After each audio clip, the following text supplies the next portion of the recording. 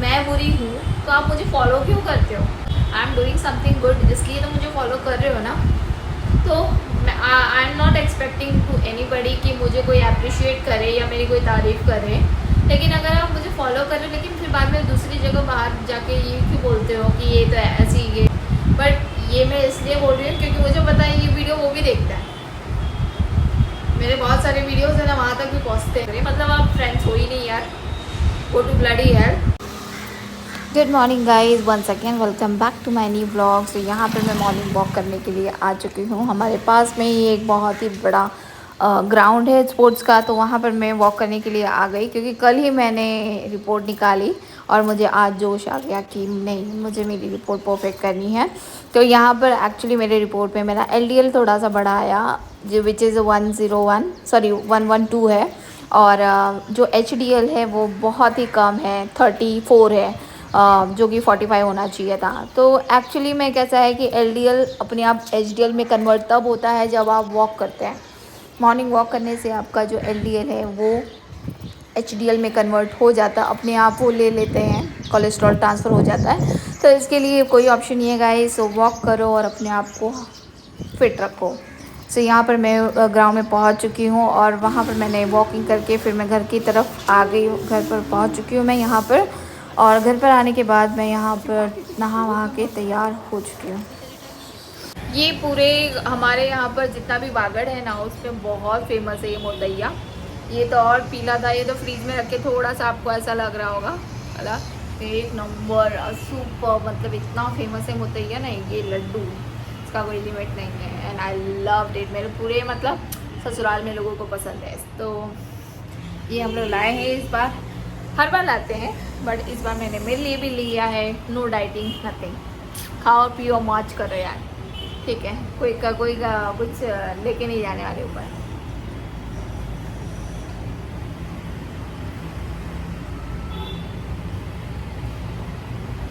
मज़ा आ रहा है, मतलब सुकून मिलता है खाने के बाद दिल को, एकदम मिठास, मज़ा आता है यार, मज़ा आता है। मोदैया साफ करके एंड उसके बाद इसको पीसने के लिए दे देना है।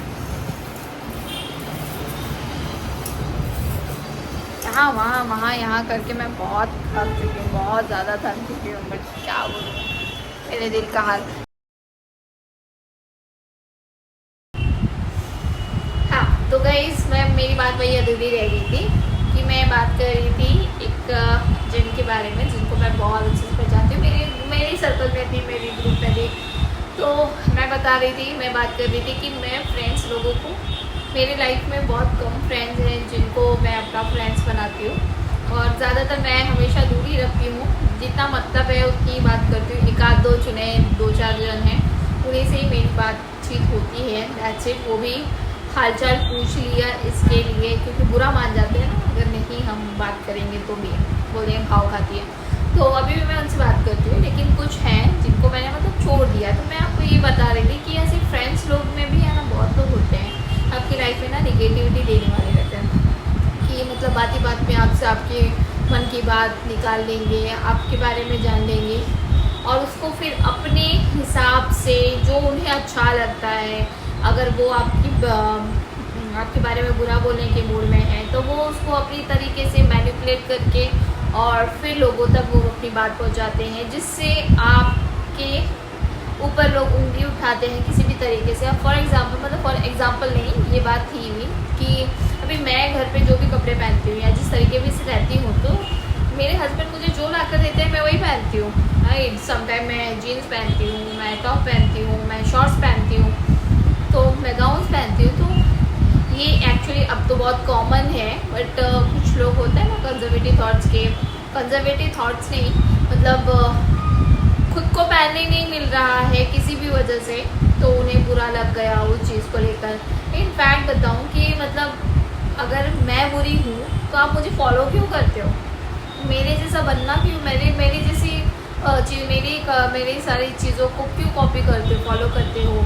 आई एम डूइंग समथिंग गुड, इसलिए तो मुझे फॉलो कर रहे हो ना। तो I am not expecting to anybody कि मुझे कोई अप्रिशिएट करे या मेरी कोई तारीफ़ करे। लेकिन अगर आप मुझे फॉलो कर रहे हो, लेकिन फिर बाद में दूसरी जगह बाहर जाके ये क्यों बोलते हो कि ये तो ऐसी ये है, बेढंगी है, इसे तो कुछ रहने नहीं आता है, ये जीन्स पहनती है, क्या समझती है, वॉट एवर इट इज़। तो फिर यार खुद पीठ पीछे मत कॉपी करो। मेरे ही सामने मुझे बोलते हैं कि यार तुम्हें तो कितना फ्रीडम है, तुम कुछ भी पहन लेती हो, तुम्हारे हस्बैंड ला कर देते हैं, तुम्हें कोई रोक टोक नहीं है, सास का नहीं, कुछ नहीं। मेरे पीठ पीछे सास की बुराई करेंगे कि मेरी सास ऐसी है वैसी है। मैं हमेशा किसी की प्रॉब्लम को मैं सुनकर लेती हूँ, क्योंकि मुझे पता है कि एक शादीशुदा लाइफ में है ना, हमें किसी की गाइडेंस की ज़रूरत नहीं होती है, हमें कोई ऐसे पर्सन की ज़रूरत होती है ना जो हमारी बातों को सुन सके और जिससे हम अपनी भड़ास निकाल सकें। तो भड़ास निकालने के लिए ना, वो तकलीफ़ निकालने के लिए कोई तो चाहिए होता है। अगर हस्बैंड सुनता है तो बहुत अच्छी बात है, नहीं तो फिर बाहर ही ढूंढते हैं लोग ऐसे लोगों को।